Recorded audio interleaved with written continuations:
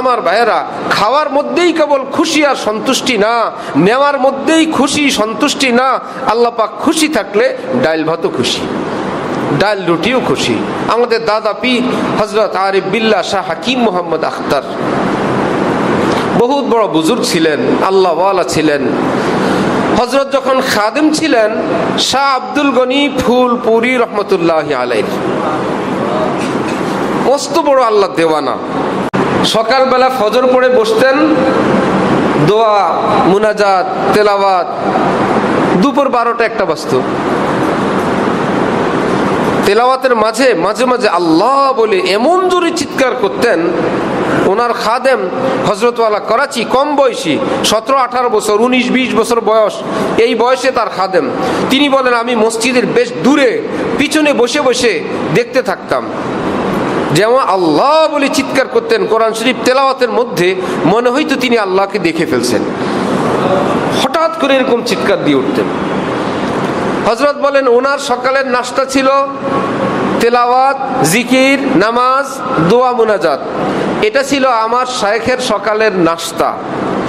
আর এই দৃশ্য দেখতে থাকা, এটা ছিল আমার নাস্তা। দুইজনের নাস্তার কথা শুনলেন? এইভাবেই দিন সময় কাটাইতে থাকা, এটা কারো নাস্তা, এই দৃশ্য দেখতে থাকা আরেকজনের নাস্তা। তো শাহ আব্দুল গনি ফুলপুরি একদিন খাবার খেতেছিলেন, রুটি, চাটনি, ভর্তা, একদমই সবচেয়ে নরমাল খাবার। অথচ তিনি জমিদার ছিলেন, অনেক ধনী, রাজত্ব ছিল তার, জমিদারি ছিল। এই বেচারা সাদা সিধি জীবন কাটাইতেন, সব কিছুর থেকে আলাদা হয়ে আল্লাহর মোহাব্বত নিয়েই জীবন কাটাইছেন। তো হযরতের খাদেম, করাচির হযরত, পাশে বসে আফসোসের ভাবে একটা দৃষ্টি করতেছিলেন যে আল্লাহ, দুনিয়াওয়ালারা কত খায় আর আল্লাহর ওলি এরকমটা খান, এত নরমাল খাবার।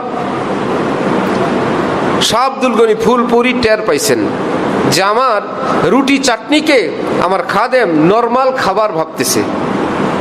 বললেন, কি মিয়া আখতার, জানো, আমি যখন রুটি চাটনি খাবার মুখের কাছে নিয়ে আসি, আমি একটা গায়েবী আওয়াজ পাই, যেন আমার আল্লাহ আমাকে ডাক দিয়ে বলেন, কি নে আব্দুল গনি, মাওলার হাতে খা। এই রুটি চাটনি আমার কাছে পৃথিবীর উন্নত থেকে উন্নত খাবারের চেয়ে লাখো গুণ বেশি মজা লাগে, কারণ এই রুটির উপর আমার আল্লাহ খুশি আছেন।